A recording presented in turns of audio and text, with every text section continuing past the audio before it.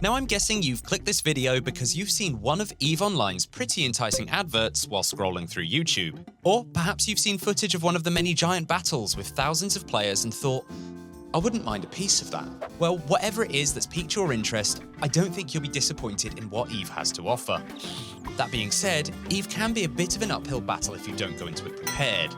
And that's why I've meticulously crafted a list of 10 things that I believe anyone who is interested in starting EVE Online needs to know. Let's jump right in. Number 1. EVE is more than just spreadsheets. Everyone talks about how EVE is just a super serious spreadsheet simulator in space. And to be fair, the UI does look a little like a spreadsheet if you squint. But this isn't actually true. Well, it's not completely true. Lots of players in EVE often go to extreme lengths to maximize their income from whatever method they've chosen. But this doesn't mean you have to do the same in order to enjoy the game or even make some big money yourself. The reasons these players usually flex their Excel skills is because they enjoy the process of improving their income week on week, or because they want to make as much money as possible to fuel their PvP addiction. It could be that they need ISK to pay mercenaries to defend their corp station, or it could be that they're saving up for that shiny Black Ops battleship they always wanted. There are 100 different methods to making huge amounts of cash in EVE Online, and only a small percentage of them actually require a spreadsheet in order to make a good amount of ISK. I promise you, this is a game and not a second job. Number 2. Skill training takes time. Unlike other MMOs where you have to grind XP through killing enemies or completing quests, EVE works in a slightly different way, by encouraging you to select skills, which you can train slowly over time. There are nearly 500 different skills available, with each one being trainable up to 5 times, and can have either a minor or major impact on your gameplay. Some skills could increase your weapon tracking by 5% per skill level, whilst others could unlock an entirely new class of ship for you to pilot. Other players can also share skill plans with you to help you get up to speed in the shortest time possible. A huge perk to the system is that your skills continue to level up whilst you're offline, meaning you could learn to fly that new Tech 3 cruiser in your sleep. Skill training completed. Of course, if you are the sort of player that would prefer to grind your levels out in a more traditional MMO fashion, then skill injectors may be something that interests you. Number 3. Skill injectors, Plex, and currency conversion. You've probably seen the news stories about a number of EVE Online's battles literally costing hundreds of thousands of dollars. Well, these articles can sometimes be a little misleading, so let's talk about that. EVE has 2 main items that could be purchased with real-world money, which can then be exchanged for in-game currency. And I know what you're thinking. That's pay to win, right? Well, not exactly. We'll cover why EVE isn't pay to win in our next tip, but for now, the 2 items that can be purchased are Plex and skill injectors. Plex, also known as Pilot's License Extension, allows you to add 30 days of game time subscription to your account. Selling this to another player in-game allows them to trade their currency with you in exchange for enough Plex to give them 30 days. We'll talk about Plex more later in the video, but for now, know that when journalists tell you that an EVE battle costs over $300,000, then this is probably how they've come to that particular number. They've likely tallied up the total cost of all ships lost and worked out its equivalent value if each ship was purchased with Plex. The other item up for sale is a skill extractor. Skill extractors enable a player to extract skill points from the skills of any chosen character to either re-inject into a new skill of choice or to sell to other players to enable them to have a quick injection of skill points. Like I mentioned earlier, if you're that type of player that wants to progress as fast as possible by grinding out the game and making as much ISK as possible, then skill injectors are your answer to this. Number 4. Nothing is permanent. And this is a huge part of the reason why EVE isn't pay to win. You could easily spend thousands of dollars buying a shiny new Titan just to have it become a loot piñata for a group of bloodthirsty pirates if you don't actually know what you're doing with it. You'll often hear players say, don't fly what you can't afford to lose, and this is some of the best advice you can give to a new capsuleer. Losing that first ship that you loved is a lot like going through your first breakup, and there's a very good chance that it will make you want to quit the game. But don't. Nothing in EVE is permanent, but that's part of the rush that the game brings. Your alliance stations can be destroyed, but this makes you fight harder when defending it. Your ships can be blown up, but this is what gives you the PvP shakes during those huge fleet fights. Number 5. HiSec is not safe.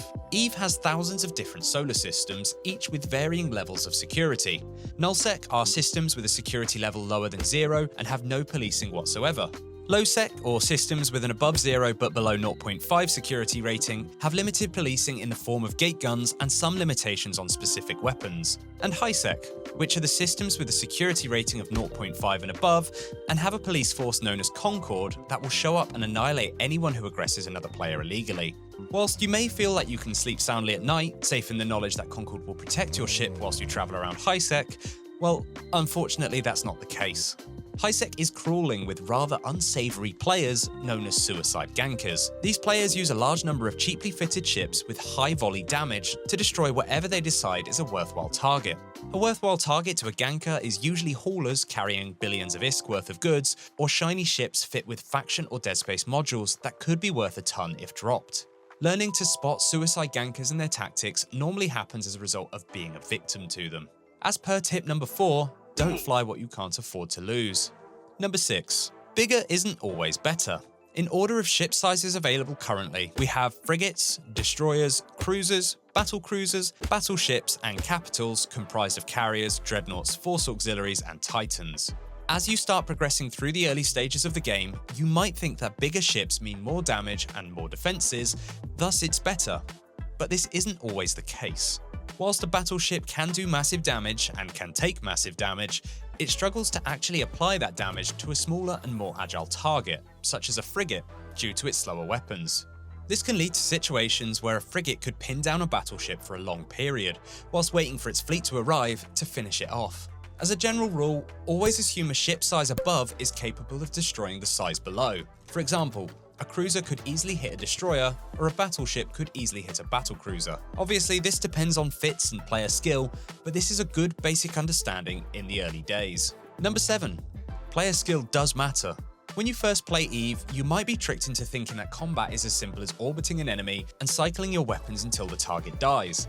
But this couldn't be more wrong. Player skill in EVE is made up of 2 parts: game knowledge and your ability to make a decision under pressure. Understanding the strengths, weaknesses, and potential fits of your opponent will completely change the tactics that you use to combat them. For example, if I see a slasher land on grid, I already know that it's a super fast and fragile ship with good weapon tracking. That means it will likely try and kite me, and I'll need to use this knowledge to determine the best way to take him down.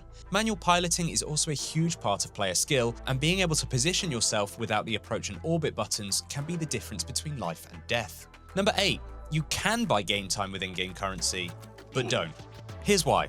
It's true that in theory, you don't need to spend money paying for game time if you have enough ISK to purchase Plex. That being said, Plex costs billions of ISK, and to a new player, this much money can take a very long time to get and can quite quickly lead to burnout if you're grinding too hard. Not that you asked for it, but my advice, pay the sub for the first few months. Get in a corp that can help you make the big bucks quick, and then decide what you want to do going forward. Spend your ISK instead on things you enjoy doing in-game. Number 9. EVE is a social game, and whilst you can play it alone, the game opens up to a whole new level when you play with other like-minded space nerds. Joining a corp is the first step. A corp, or corporation, is EVE's version of a guild, and it enables you to engage with the corp's fleets, missions, politics, and more. Of course, playing solo is entirely possible and can still give you a massive buzz, but there is nothing quite like sharing your latest and greatest kill with your friends, or the excitement that you feel when you take down a pricey enemy. Finally, on our list at number 10, we have referral codes. Now, this is a little bit of a cheeky self-plug, as I actually have a referral code in the description below. Referral codes give you, the recruited player, 1 million skill points to spend however you like.